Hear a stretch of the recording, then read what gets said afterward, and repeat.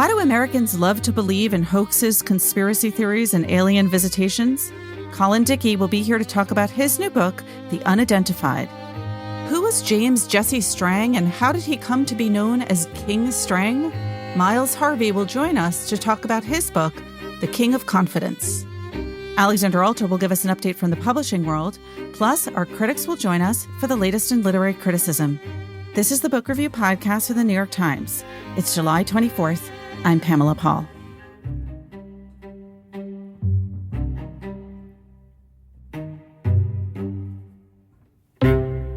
Colin Dickey joins us now from Brooklyn. His new book is called The Unidentified: Mythical Monsters, Alien Encounters, and Our Obsession with the Unexplained. Colin, thanks for being here. Thanks so much for having me on. I want to start by talking about another book, one that came out pretty much 100 years ago with a fairly lurid title. What was the Book of the Damned? Oh, the Book of the Damned. So Charles Fort is the author of the Book of the Damned, and he was a writer who I think he was on a path to be a kind of, I guess what you would call a crank writer, somebody who had this sort of wild, elaborate theory about how human civilization was controlled by radio beams sent from Venus or something like that. He unsurprisingly didn't get very far with that particular book, and it's been lost. It was never published. It got rejected. And meanwhile, he would spend his days down at the New York Public Library. He lived in Manhattan. He would walk over to the New York Public Library, and he would just spend his mornings reading various newspaper and scientific journal articles about various strange, unexplained things that he came across, everything from ball lightning to frogs and fish falling from the sky, blood rains, just various bizarre things that nobody really could understand or had a good kind of idea what was going on here. And he just started collecting those. And what became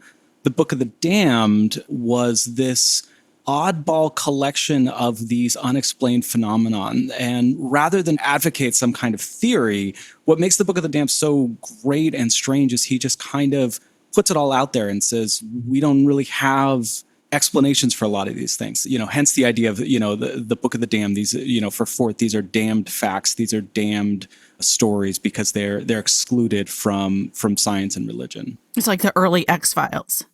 Yeah, exactly. It's except without going so far as to even say that, aliens are behind it. It's just sort of, in his later books, Fort would kind of try and kind of offer a thesis, but, those are usually kind of his weakest moments. But when he's at his best, it's been when he is sort of just kind of throwing out these ideas without necessarily a sense of having to answer them and just kind of putting them out there on the table for the rest of us to kind of marvel at. Are physical copies of this book still around? Oh yeah. It's still in print. It's actually in public domain, so there you can get lots of different editions of it. I have got this great pulpy Dover thrift edition of all four of his books, which is like 1,200 pages in total, and it's this massive, unwieldy thing that just kind of follows me from apartment to apartment. All right. Well, we'll talk about your book now, which will explain why the Book of the Damned might figure into things.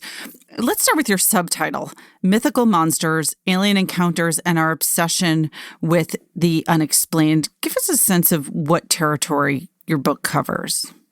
In large part, it grew out of the 2016 election. It grew out of a lot of the sense of misinformation and conspiracy theories and all these things that were floating around, and a lot of which was being attributed to social media, which, I think is fair and accurate. But I also wanted to dig a little deeper into the genealogy of where some of these beliefs come from. And what I found again and again is that, just simply telling somebody the factual truth about a given incident or conspiracy theory is usually rarely enough, because these beliefs are operating somewhere on a kind of more primal level. And I really wanted to understand how we became a culture that is kind of yearning for the unbelievable, that is yearning for something that is beyond the reach of science and religion. And so I ended up going back to cryptids, Bigfoot, the Loch Ness Monster, Chupacabra, things like that, as well as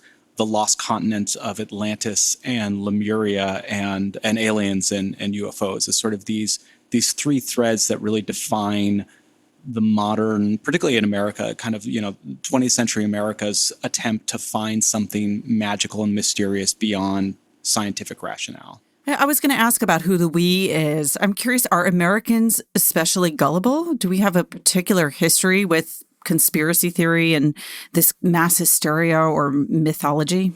I'm not sure it's gullibility. And first of all, I mean, I think that in some sense there is an almost conscious decision to believe the unbelievable that runs through a lot of this. It's not entirely exclusive to Americans. I mean, certainly, the Loch Ness Monster is a denizen of Scotland and the UK certainly loves Nessie. But I do think it is by and large a function of a kind of modern industrial age culture that has kind of tapped out the world. Prior to, I don't know, the 17th, 18th century, there were still literal monsters. There were still things that were unexplained. There were still parts of the globe that Western nations hadn't experienced or reached or whatever. And so you could still believe that there were strange things out there. What were the things that still existed then that were the monsters of that era?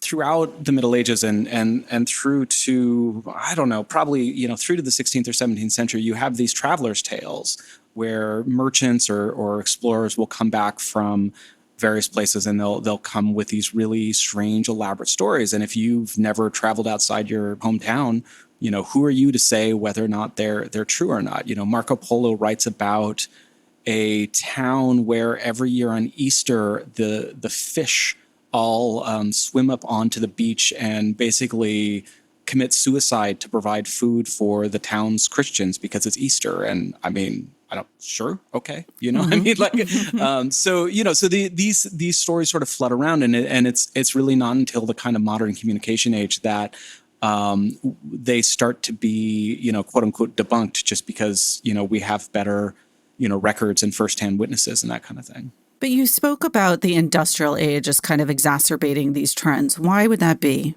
There becomes a moment when Weber calls it kind of the disenchantment of the world, where we reach an age where everything is supposed to have a very specific meaning and purpose. And, particularly in sort of, industrialization, everything has a utility, right? I mean, if a tree is good for cutting down for wood, a rock is good for smelting into something, everything has a purpose.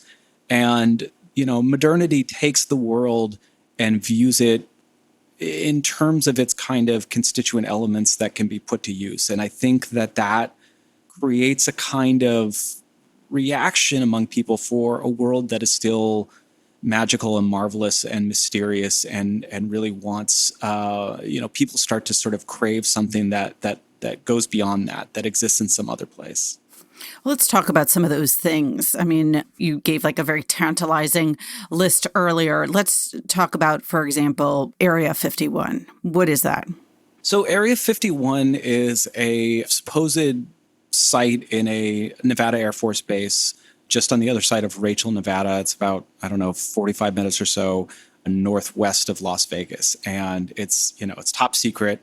And it has always just sort of existed as an Air Force base. It was where the SR-71 Blackbird, I think, was, another sort of top secret reconnaissance flights happened out of that base. And so, very high security, top secret place with very strange objects flying in and out. And so this is a real place. Yeah. It's a real place. It's well documented. I mean, there are people who work there who will tell you. I mean, they're declassified reports of what went on there and what top secret projects were underway there. And so it's, and the country is filled with these top secret sites where, military secrets are under wraps. And what happened with Area 51 is this guy, Bob Lazar, in 1989, starts telling local Nevada news stations that he worked there and that they had alien spacecraft. And he begins telling these kind of stories about all the various strange things that are going on there that go above and beyond just secret reconnaissance airplanes into the wild fantastical. And it really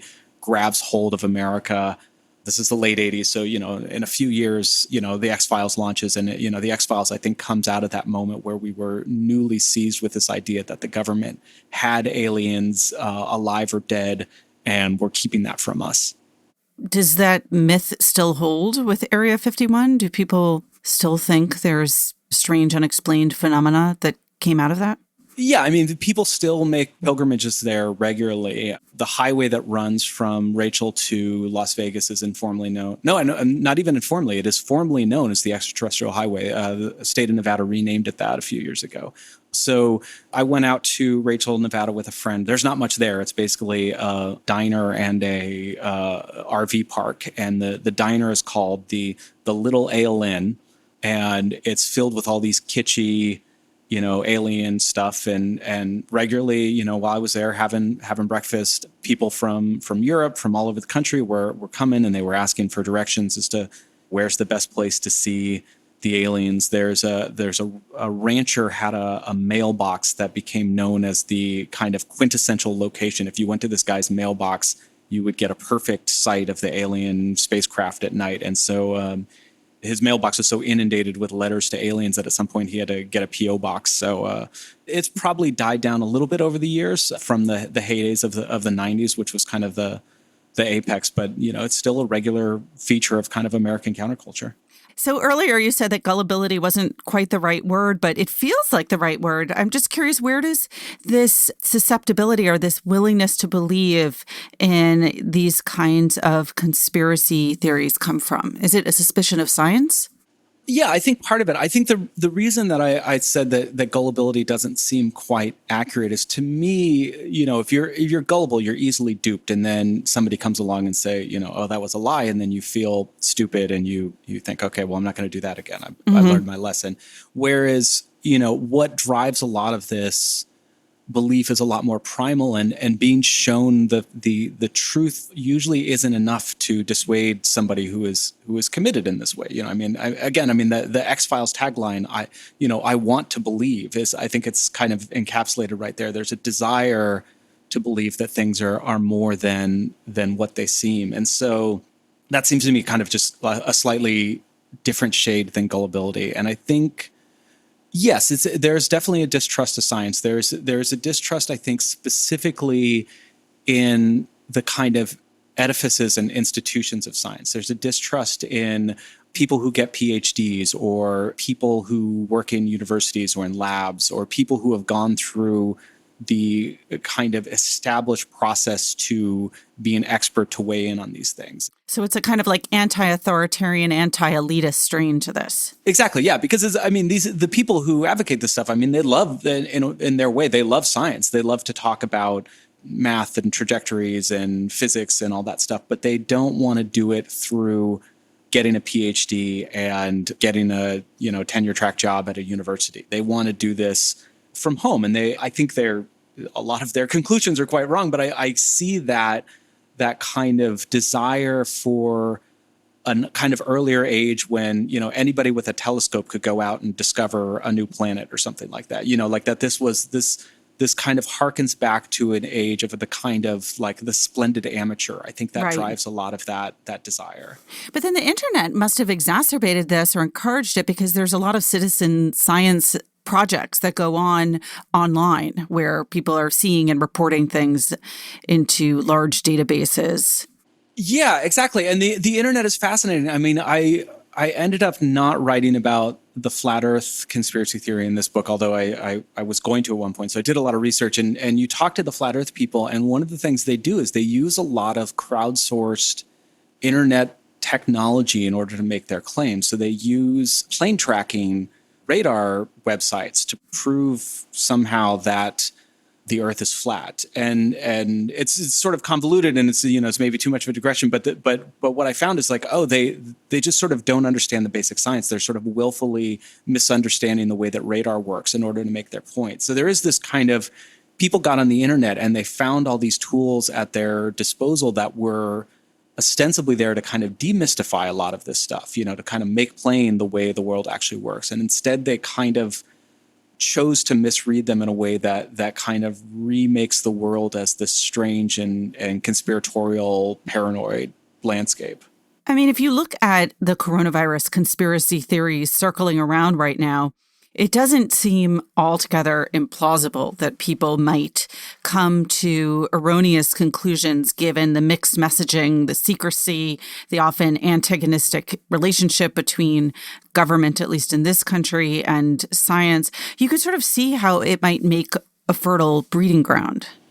Yeah. And so one of the things that I've found, and I think kind of becomes a major through line in this book, is that when you're waiting for the revelation to come, and you sort of expect it's going to come at a certain date or within a certain time frame, and it doesn't come, you have to increasingly come up with new explanations and justifications for why it hasn't come, or else you have to abandon your belief. Right? It's like the end of the world.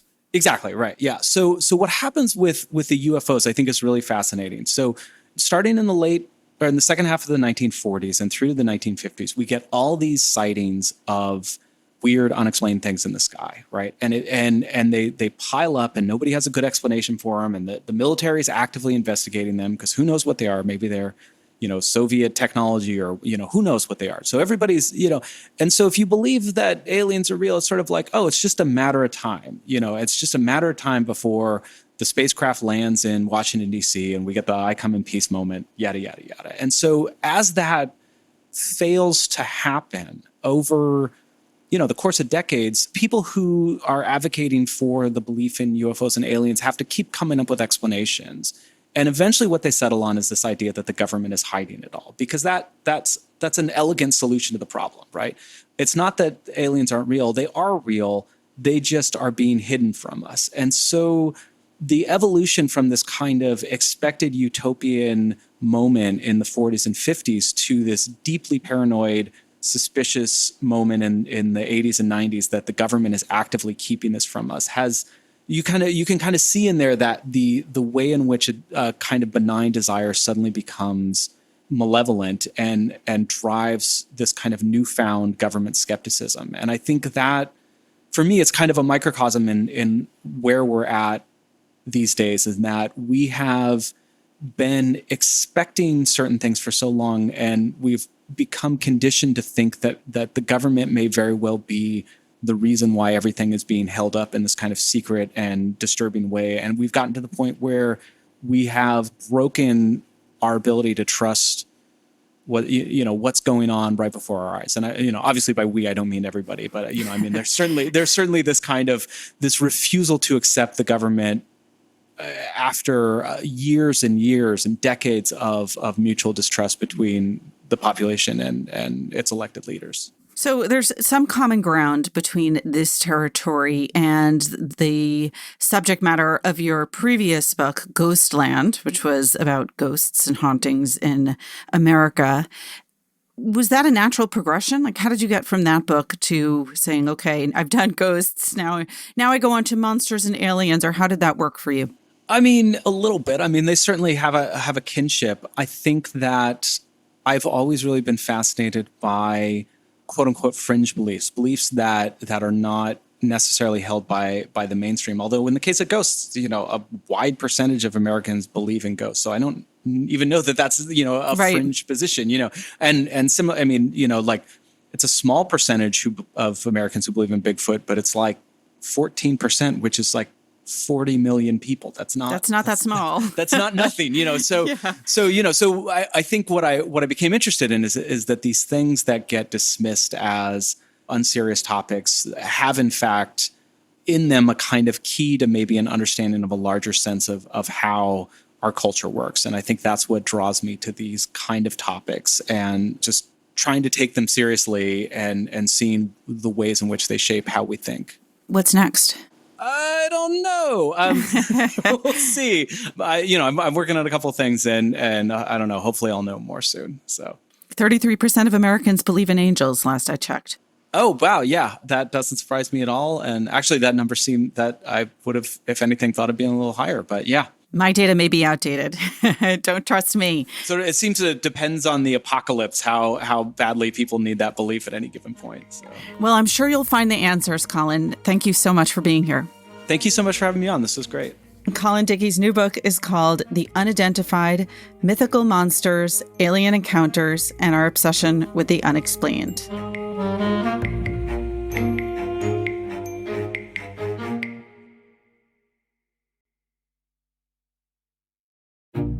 So here's a request for our listeners. I get lots of feedback from you, some complaints, lots of kind words. Really appreciate it. You can always reach me directly at books@nytimes.com. I will write back. But you can also, if you feel moved to do so, review us on any platform where you download the podcast, whether that's iTunes or Stitcher or Google Play or somewhere else. Please feel free to review us and, of course, email us at any time. Miles Harvey joins us now from Chicago. His latest book is called The King of Confidence, a tale of utopian dreamers, frontier schemers, true believers, false prophets, and the murder of an American monarch. Miles, thanks for being here. Oh, it's my pleasure. Thank you. I feel like there's 10 books in your subtitle alone. Let's start with the American monarch. Well, the American monarch was a guy named James Jesse Strang, rose from obscurity, as a lot of people did in the mid-19th century, to become a prophet in the Mormon Church and kind of Brigham Young's biggest opponent after the murder of Joseph Smith. And Strang was just an amazing figure. Among other things, he took over an island in northernmost Lake Michigan, declared himself king of earth and heaven, set up a pirate colony, and was such a threat to kind of American sovereignty that Millard Fillmore sent in an iron-hulled warship, the first one that the Navy had, to raid the island. And to assassinate him? No, they wanted to bring him to justice. But one of the interesting things about that was they took Strang and a bunch of his people back for trial, and Strang won in Detroit in a case. He was a trained lawyer, a very clever man, among other things. And so Millard Fillmore left office kind of in disrepute in 1853, and King Strang was still going strong on Beaver Island. All right, we got to go back to the beginning here. I mean, who was James Jesse Strang? When was he born? What was his childhood like? He was born in the early part of the 19th century, and he lived in Western New York, which was then called the Burned Over District, because there were so many religious and political flames burning through. It's where we get Mormonism, among many other kind of religious excitements from that period. But it's also sort of the hub of the abolition movement and the burgeoning women's rights movement. And so he grew up in this kind of amazing cauldron. And he was a kind of self-trained lawyer and a journalist and a postmaster, and he didn't do very well at any of those things. What he did well was convincing other people to give them his money without anything in return. But that didn't last long enough in New York, and so he had to move to what was then the Western United States, by which I mean the wilds of Wisconsin. And he had been an atheist until he moved west, and then suddenly he went to Nauvoo, which was on the Mississippi River in Illinois, was the big Mormon hub, as big or bigger a city than Chicago at that time, and converted to Mormonism. And then after Joseph Smith was shot a few months later, Strang claimed that Smith had written him a letter claiming that this novice in the church was now the inheritor of the entire Church of Jesus Christ of Latter-day Saints. Is there any evidence that that's true? No, the letter was probably forged, but like many things Strang did, it was a clever forgery. He'd been a postmaster, and so he sort of knew how to fake it. And he also just was a guy who constructed himself out of words. One of the things that was absolutely brilliant about him was he was able to not only keep himself in the national media from this incredibly remote island in Lake Michigan, but sort of control the message. He really understood explosion in information technology, that it wasn't quite a, information superhighway at that time. It was the exchange paper system, they called it, but it was something akin to the internet, and he knew how to exploit that. And so he gained a pretty sizable national following through, among other things, his brilliant exploitation of media. I mean, when he declared himself king of Mormonism, Mormonism was a pretty small sect at that time. It was about 25,000 followers, right? So, how many branched off and went with him, and how many went the other way? Well, the numbers are hard to pin down, because one of the things Strang was always clever about is claiming more people than he had. So probably at the time of his murder on Beaver Island in 1856, I would guess there were 500, 600, 700 people there. but he was claiming many more. The one thing I'll say about Mormonism, too, is it was a fairly small sect, but it was really a cutting edge movement. I mean, it drew a lot of mostly poor and disaffected people, but people really felt like they were becoming part of something powerful. And, a lot of people in the church were from England. I mean, the Mormons were like an amazing movement, an amazing force in U.S. history in general. But Strang had a couple of things to offer after Smith was shot that Brigham Young, who was sort of Smith's de facto replacement until he became the official replacement, couldn't offer. One was Strang posed himself as a prophet, and Brigham Young had been slow to do that. And turns out that Mormons were really drawn to prophets and prophecy at that time. And the second thing was Brigham Young, after Nauvoo fell at the hands of anti-Mormon mobs, Brigham Young was leading his people west into completely unknown country.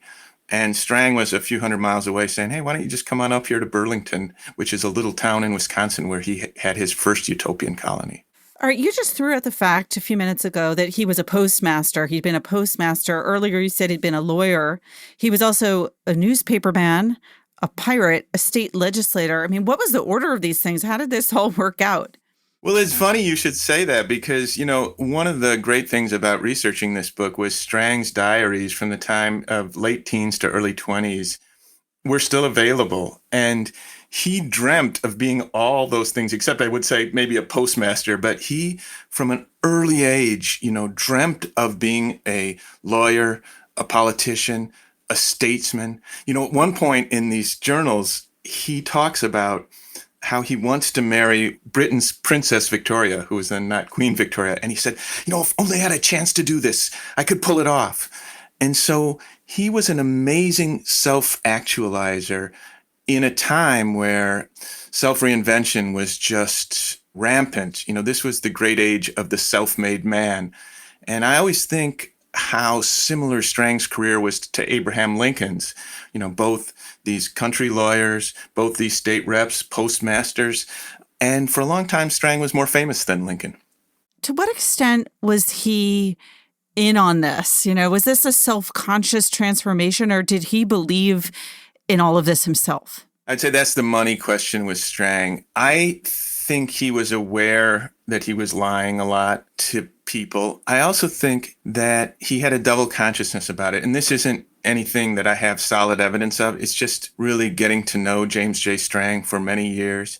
I think he thought it's okay to lie because I'm special. Only I can help these people out. Honestly, I think it may not be that different than the current president of the United States. Yeah, I was wondering if you were going after that kind of comparison. It does feel like there are a few parallels that you suggest in the book. Yeah, I never made any explicit comparison between those times and ours or between Strang and Trump. But I had one oblique reference at the beginning of the book and one oblique reference at the end. But I must say that these two periods have a lot in common. They're both periods where there's so much change economically, socially, technologically, so fast that the truth becomes malleable. And someone who's got great charisma and great conviction in themselves can come in and bend that truth and create new narratives. And so it's been interesting to see. I wanted readers to see this as a kind of parable in a way for our modern times. And so far they have. It's been really striking to me how many people made that jump without a lot of help. And I got to say, too, it was really useful for me to live in Trump's era when writing about Strang's. Again, I don't want to make any overly easy comparison between the two periods, but I feel like Trump helped me understand Strang, and Strang helped me understand Trump. And one thing I know for sure is I think this would have been a much different book if I'd written it in a different period. So he just declares himself King Strang, right? That's his title. He makes himself a crown or has a crown made for him. Did everybody bow down and buy this? A lot of his people did. I mean, he also surrounded himself kind of famously with some of the great con men of the period. And I don't think they bought it necessarily, but I think a lot of his people were people of faith who honestly, for some period of time, believed that he was a divine prophet and that he was king. I mean, he was promising them the second coming on Beaver Island and assuring them that they were helping bring it on probably in their own lifetimes. That must have been a very seductive thing for people who were sort of the outcasts of a really turbulent economy, a really newly mobile society, and a really difficult cultural world. So you describe him as kind of the ultimate confidence man. What exactly do we mean by that term, and in what ways did he embody it? Well, we get the term confidence man from his lifetime. That's a really interesting term that it comes to life in a New York newspaper in 1849, and it just spreads like unbelievably fast through the American lexicon. I use the word confidence not just in the way we think of con man, where it's become sort of this thing that we just read through as a swindler. Confidence was really important in the 19th century. Like in turbulent times when you can't really trust in anything, all you've got is confidence. I called it the de facto national currency. And here's a guy who really inspires confidence. So confidence was like Strang's secret weapon. The fact that he abused it is important to the book, but I also think it's important to understand how important the idea of confidence was in the mid-19th century leading up to the Civil War. Was his life considered significant in its time, or did it come to be considered significant, or are you sort of taking on that role yourself in writing this book? Well, his assassination made the front page of the New York Times. So he was significant. He was a source of humor to some people. I think it must have been very frustrating to Strang sometimes to see the way he was covered. Newspapers would write about him as His Majesty, jokingly. But he was at least taken seriously enough by the U.S. government that not only did they raid the island, but may have taken part in his assassination in 1856. All right, well, tell us a little bit about that assassination. Let's end on death. So it's sometimes called the Pantaloon Rebellion or the Bloomer Rebellion. Strang at some point insisted that all the women on the island wear pantaloons, which to us look like, pajama pants. But to people of the time, they were quite shocking. And he was doing this. Women were wearing pantaloons on that island a year before, almost a full year before, Amelia Bloomer began wearing them as a symbol of the women's movement. That's a kind of odd move from someone who had 5 wives. Well, the gender relations on the island are really interesting. I say in the book that the one true belief he had was as an abolitionist. But this so-called Pantaloon Rebellion probably had to do with more than pantaloons. I think a lot of women and their husbands on the island didn't want this fashion enforced. But I also think it became a symbol, like Strang's supporters wore pantaloons and Strang's opponents saw it as a symbol of opposition. I think it actually compares a little bit to like how mask wearing is now, where if you support President Trump, you don't wear a mask. And if you are skeptical of the president, you wear a mask, or at least that's how Trump constructs it. But I think, a lot of us see that as more than just a health measure. Has he been the subject of a biography before? Yeah, there's actually some good biographies, but most of them concentrated on either his role in the Mormon Church or his role as sort of a Midwestern story. And I saw him from the start as a sort of lightning rod for all the enthusiasms and social movements and apocalyptic nightmares of the mid-19th century. And so I saw him as a fundamentally American story. Well, that clearly came across in this conversation. Miles, thank you so much for being here. Oh, it's been a pleasure. Thank you. Miles Harvey is the author of The King of Confidence, a tale of utopian dreamers, frontier schemers, true believers, false prophets, and the murder of an American monarch.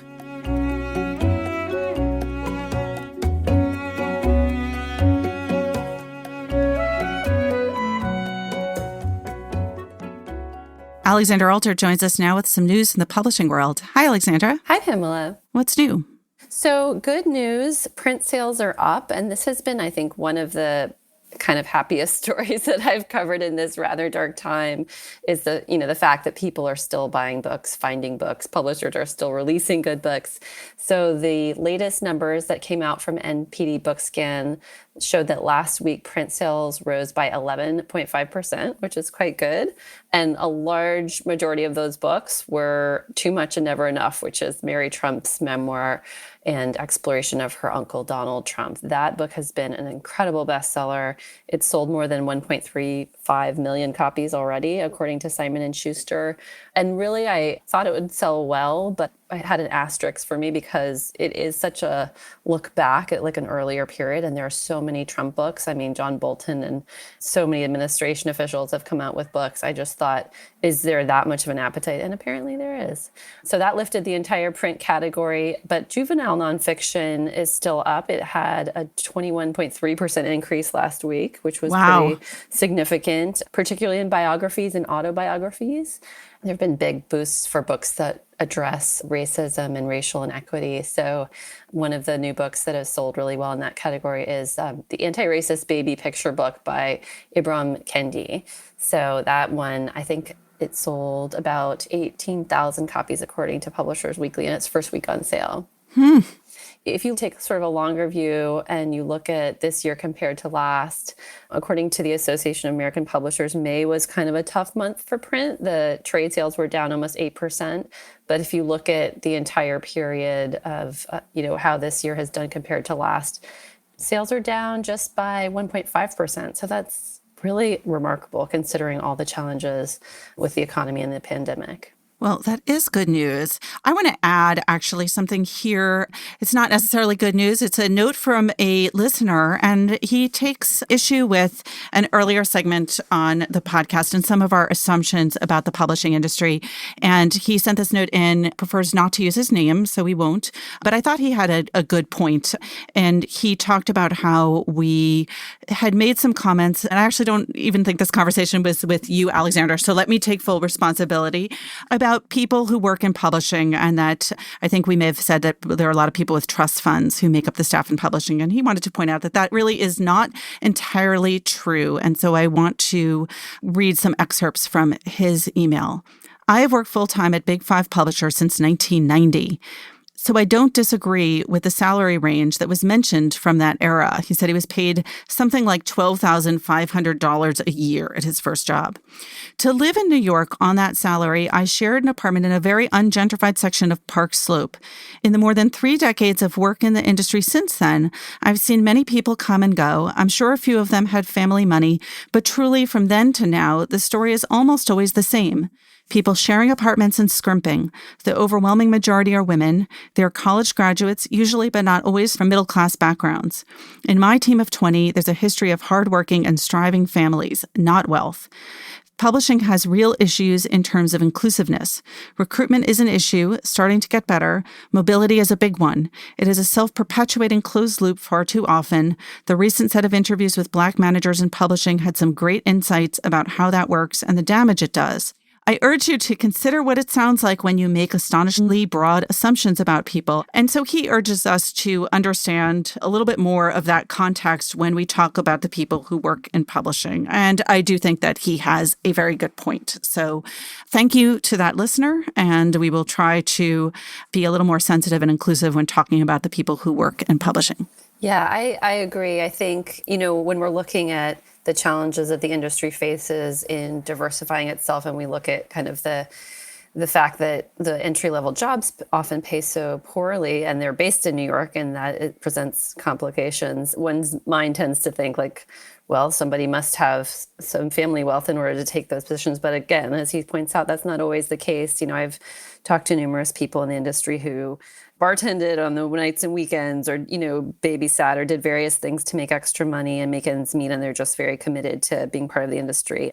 But it is an important conversation about compensation and the big gap between the executive levels and the entry level positions. I'm glad you brought up his points. And I always enjoy getting messages from listeners about assumptions that I make, things that I might mischaracterize. I also like the nice letters. I like all the letters. It's great that we have such well-informed listeners who often have experience in the things that we're talking about. And here's to all the people who work in publishing. Yes, and booksellers and authors. So we appreciate you. Alexandra, thanks so much for being here. Thanks for having me.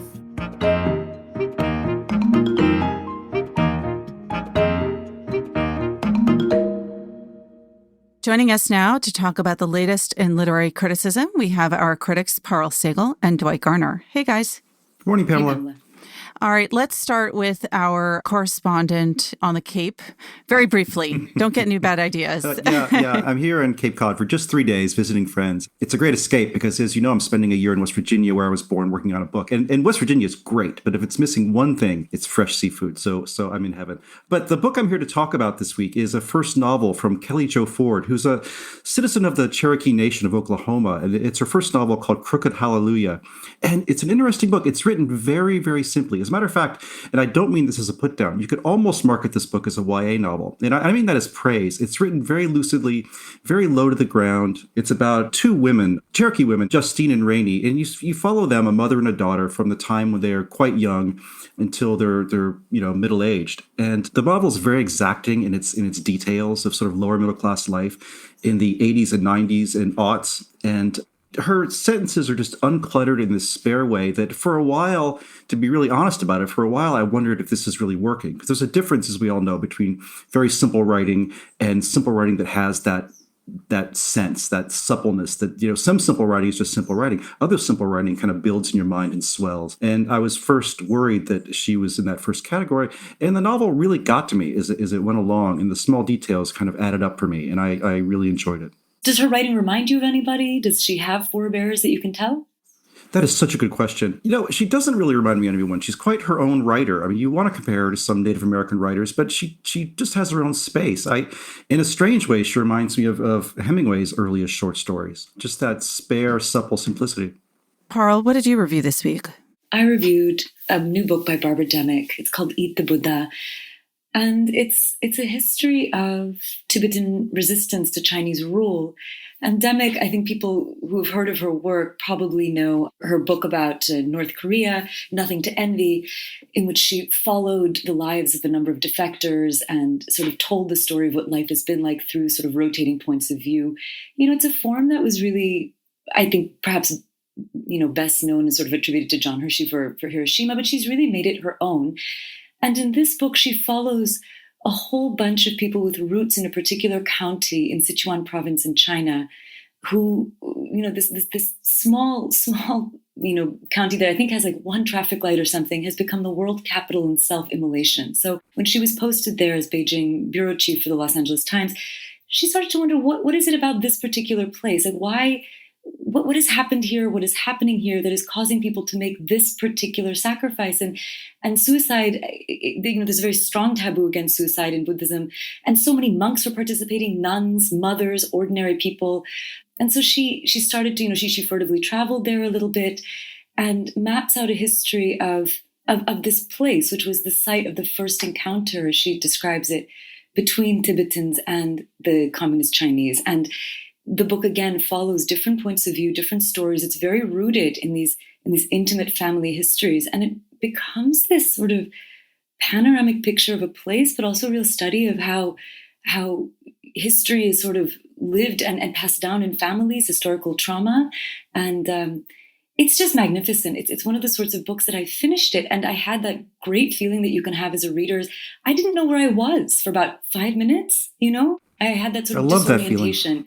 Yeah, and it's just like you don't get that a lot, or it's especially those of us who read professionally. We're always sort of like watching ourselves read, and I think I'd really fully submitted to this book and submitted to its pace and the sort of current of its telling, because she moves between history, the present day challenges in Tibet and the Tibetan population in China, and these really beautiful, powerful family histories. And one of the things I love about Demick, which I tried to sort of address in the review, is that she has a really expansive sense of what a life is like and what a book about history and trauma is like. So you're getting these stories of, political suppression, you're getting stories of suffering, but you're also getting love stories, and you're also getting stories of childhood, because so many of the people that she writes about are writing about things that they saw as children, sometimes as children hiding, and watching these things, sometimes as children who understood on a certain level what was happening, but only later were able to piece together things. So there's a really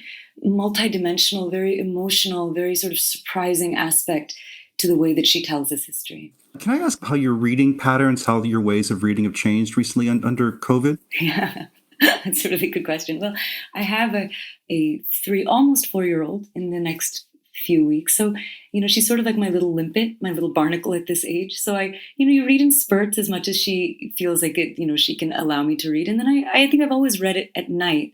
But I find that, concentration is fractured and everything. But the second I can read, I feel like I really do want to plunge into something. You want to forget, you want to look away sometimes a little bit. And so it is with this sort of voraciousness, sometimes it feels like there's a real desire, I think, when I sit down and read a book, which is sort of like, take me out of here, take me someplace else. Right. And I think I also do read with the consciousness of the fact that other people are also reading in fractured ways. And I think it changes. I think, Dwight, you and I have talked about this a little bit. It changes a bit how we write also, and the kinds of ways that you want to frame reviews. And you don't want to make everything about this moment. You want to remind yourself and other people that there are so many moments and so many different sorts of lives and stories unfurling, So it's also to get oneself out of that situation of automatically pegging that, in this moment, this book is going to hit in this particular way. So No, yeah, exactly. My first 4 or 5 reviews under COVID said that over and over again. I tried to make the exact connection. Oh my God. And I don't want to read those reviews again now. No, I don't. I don't want to read other people writing those reviews. You want to be reminded of everything else. And I think Demick is a beautiful model of sort of writing about a story that people can say can be told in a very linear way. And she just explodes it. And it sort of tells you that there's so much more about this experience than we have thought. I'm going to bring it very down to earth. I have a bunch of questions about this book, which I'm really curious about. So the town that she is writing about, this is a town that is on the Tibetan plateau, but in Sichuan province and outside of the lines of the Tibetan region, whatever the Han Chinese term for it is. So is this town open to visitors? I mean, if there's all this unrest there, was Demick able to, as a reporter, go in and out easily and stay there for long periods of time? And would people talk to her?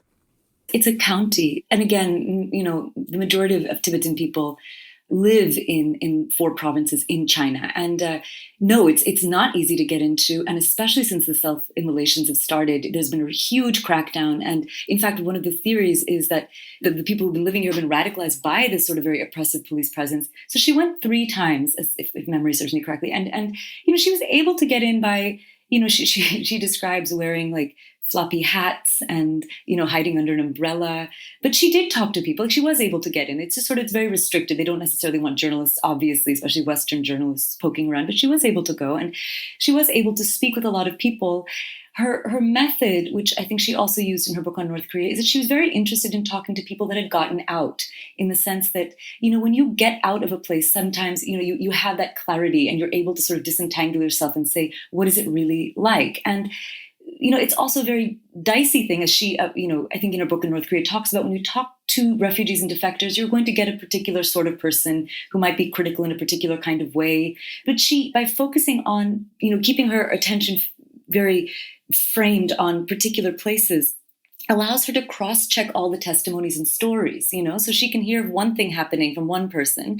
And because she tends to sort of focus her books on a particular county, a particular town, in her book about Sarajevo, she wrote about the residents of a particular street, she can corroborate what she hears.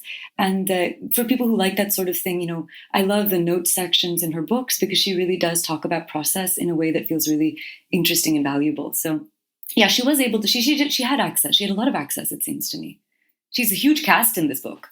I'm also really interested in, because she's been a Beijing correspondent for the LA Times for a good amount of time, in her perspective in contrasting the situation there. And I don't know if she does that in this book with, for example, what's going on in the Uyghur Autonomous Region and in uprisings there.